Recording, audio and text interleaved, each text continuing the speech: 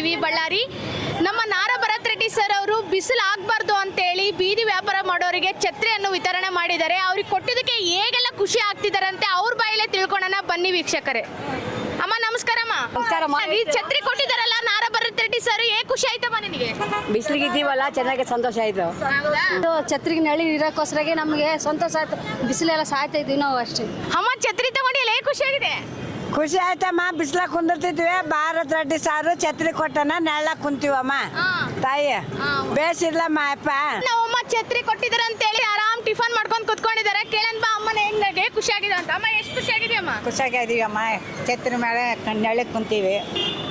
ವೀಕ್ಷಕರೇ, ನಾರಾ ಭರತ್ ರೆಡ್ಡಿ ಸರ್ ಇಲ್ಲಿ ಮಹಾನಗರ ಪಾಲಿಕೆ ಹತ್ರ ಇರುವಂಥ ಬೀದಿ ವ್ಯಾಪಾರ ಹತ್ರ ಮಾಡುವಂಥ ಜನಗಳಿಗೆ ಸ್ವಲ್ಪ ಜನಕ್ಕೆ ಬಂದಿದೆ, ಸ್ವಲ್ಪ ಜನಕ್ಕೆ ಬಂದಿಲ್ಲ. ಆ ಜನ ಬಂದು ಆಕ್ರೋಶದಿಂದ ಕೇಳ್ತಾ ಇದ್ದಾರೆ, ನಮ್ಗೆ ಯಾಕೆ ಬಂದಿಲ್ಲ, ನಮಗೂ ಬಿಸಿಲಿಲ್ವಾ ಅಂತ ಕೇಳ್ತಾ ಇದ್ದಾರೆ.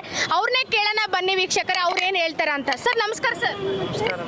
ನಾವು ಬಂದಿದ್ದಿಲ್ಲ ಮೇಡಮ್, ಬಿಸಿಲಿಗಿದ್ದ ಅದಕ್ಕಾಗಿ ನಮ್ಗೆ ಬಂದಿಲ್ಲ ಮೇಡಮ್. ಅವರು ಇಲ್ಲಿ ಇದ್ದವ್ರಿಗೆ ಬಂದದ್ದು ಮೇಡಮ್, ನಮಗೆ ಬಂದಿಲ್ಲ ಛತ್ರಿ. ನಮಗೆ ಕೂಡ ಛತ್ರಿ ಕೊಡ್ರಿ ಅಂತ ಹೇಳೋಕೆ ಇಷ್ಟ.